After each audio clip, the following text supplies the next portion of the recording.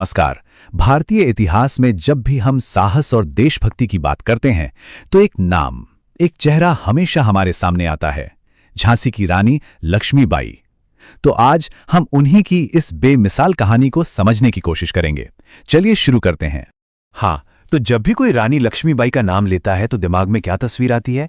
घोड़े पर सवार एक वीरांगना, पीठ पर उनका बेटा बंधा हुआ और हाथ में चमकती हुई तलवार, है ना? लेकिन ये कहानी हमेशा से ऐसी नहीं थी। ये कहानी किसी युद्ध के मैदान से नहीं, बल्कि वाराणसी की गलियों में एक छोटी सी बच्ची से शुरू होती है। एक बच्ची जिसका नाम था मनु। तो चलिए कहानी की शुरुआत में चलते हैं। एक लड़की जिसका नाम था मनु, और देखते हैं कि वाराणसी से झांसी के सिंहासन तक का यह सफर कैसा था। उनका पूरा नाम तो मणिकर्णिका था, लेकिन प्यार से सब उन्हें मनु ही बुलाते थे। अब देखिए, 19 नवंबर 1828 को वाराणसी में उनका जन्म हुआ, और उनका बचपन भाई उस जमाने की दूसरी लड़कियों से एकदम अलग था। मतलब जिस उम्र में लड़कियों को घर गृहस्थी की बातें सिखाई जाती थी, मनु क्या सीख रही थी? तलवार चलाना, घुड़सवारी करना, युद्ध की कलाएं। ये जो हिम्मत और निडरपन हम देखते हैं ना, वो बचपन से ही उनके अंदर था। और फिर बहुत कम उम्र में ही मनु की शादी हो गई झांसी के महाराजा गंगाधर राव से, और यहीं से मणिकर्णिका बन गईं झांसी की रानी लक्ष्मीबाई। सोचिए, एक लड़की की जिंदगी में कितना बड़ा बदलाव आया होगा। अब उन पर सिर्फ अपनी नहीं, बल्कि पूरी झांसी की रियासत की जिम्मेदारी थी। सब कुछ ठीक चल रहा था, लेकिन किस्मत को शायद कुछ और ही मंजूर था। महाराजा के निधन के बाद झांसी के ऊपर एक बहुत बड़ा खतरा मंडराने लगा। एक ऐसा खतरा जिसका नाम था डॉक्ट्रिन ऑफ लैप्स। तो ये डॉक्ट्रिन ऑफ लैप्स आखिर था क्या? देखिए, ये अंग्रेजों की एक बहुत ही, कह सकते हैं, चालाकी भरी पॉलिसी थी।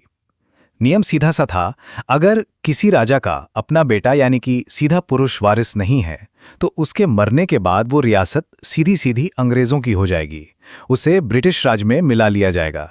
असल में ये एक तरीका था भारतीय राज्यों पर धीरे धीरे कब्जा करने का। अब रानी लक्ष्मीबाई और महाराजा ने एक बेटे को गोद लिया था ताकि वंश आगे बढ़े, लेकिन अंग्रेज, उन्होंने उस बच्चे को झांसी का वारिस मानने से बिल्कुल साफ इनकार कर दिया। और बस उन्हें तो बहाना मिल गया। इसी डॉक्ट्रिन ऑफ लैप्स का इस्तेमाल करके उन्होंने झांसी को हड़पने की पूरी तैयारी कर ली। अच्छा, अंग्रेजों को क्या लगा होगा कि एक रानी है, अकेली है, क्या ही कर लेगी, है ना? पर उन्होंने रानी लक्ष्मीबाई के इरादों को, उनकी हिम्मत को बहुत हल्के में ले लिया, और यहीं से शुरू हुई एक ऐसी लड़ाई, एक ऐसी बगावत जो इतिहास में हमेशा के लिए दर्ज हो गई। और तब उन्होंने वो कहा जो आज भी हमारे कानों में गूंजता है। उनका वो ऐलान, मैं अपनी झांसी नहीं दूंगी। ये सिर्फ कुछ शब्द नहीं थे, नहीं, ये एक रानी का अपनी जमीन के लिए प्यार था। ये ब्रिटिश हुकूमत के मुंह पर उनके स्वाभिमान का जवाब था। तो अब ये लड़ाई सिर्फ झांसी की नहीं रही, उनकी जो अपनी रियासत बचाने की जंग थी, वो जल्द ही देश की आज़ादी की लड़ाई का एक बहुत जरूरी हिस्सा बन गई। साल था 1857, जब पूरे भारत में अंग्रेजों के खिलाफ क्रांति की आग भड़की हुई थी, और उस आग की सबसे बड़ी चिंगारियों में से एक थी रानी लक्ष्मीबाई। जरा इस टाइमलाइन पर एक नजर डालिए। 1828 में जन्म, 1857 में क्रांति की शुरुआत, और ठीक एक साल बाद 1858 में उनकी आखिरी लड़ाई। सोचिए, सिर्फ 30 साल की उम्र। इतनी कम उम्र में उन्होंने इतिहास में अपना नाम इस तरह दर्ज करा दिया कि आज तक कोई उसे मिटा नहीं सका। युद्ध के मैदान में वो कैसी थीं, ये जानना बहुत जरूरी है। देखिए, वो सिर्फ महल में बैठकर हुक्म नहीं देती थीं, नहीं, वो खुद अपनी सेना को लीड करती थीं। घोड़े की लगाम दांतों में दबाकर, दोनों हाथों में तलवार लिए वो दुश्मनों पर टूट पड़ती थीं। और सबसे हैरान करने वाली बात, ये सब करते हुए उनका छोटा सा बेटा उनकी पीठ पर बंधा होता था। सोचकर भी रोंगटे खड़े हो जाते हैं ना? एक मां और एक योद्धा एक ही समय पर। ब्रिटिश सेना के लिए तो रानी लक्ष्मीबाई एक ऐसा चैलेंज बन गई थीं जिसकी उन्होंने कल्पना भी नहीं की थी। उन्होंने बार बार कई मौकों पर अंग्रेजों को हराया, और ये साबित कर दिया कि वो सिर्फ नाम की रानी नहीं है, वो एक जबरदस्त योद्धा और एक कमाल की मिलिट्री स्ट्रैटेजिस्ट भी हैं। तो अब हम कहानी के उस मोड़ पर आ गए हैं जहां एक जिंदगी खत्म होती है, लेकिन एक विरासत हमेशा के लिए अमर हो जाती है। ये कहानी है उनके बलिदान की, एक देश के लिए उनकी शहादत की। तारीख थी 18 जून 1858। जगह थी ग्वालियर के पास।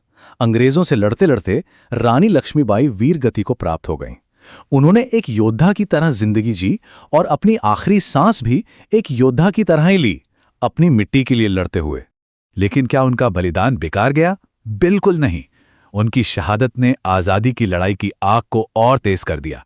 वो एक चिंगारी बन गई जिसने पूरे देश में क्रांति की ज्वाला जला दी, और आने वाली न जाने कितनी पीढ़ियों के लिए वो एक मिसाल बन गई। तो आज भी जब हम रानी लक्ष्मीबाई को याद करते हैं तो वो सिर्फ इतिहास की एक कहानी नहीं है, वो हिम्मत की एक जीती जागती मिसाल है।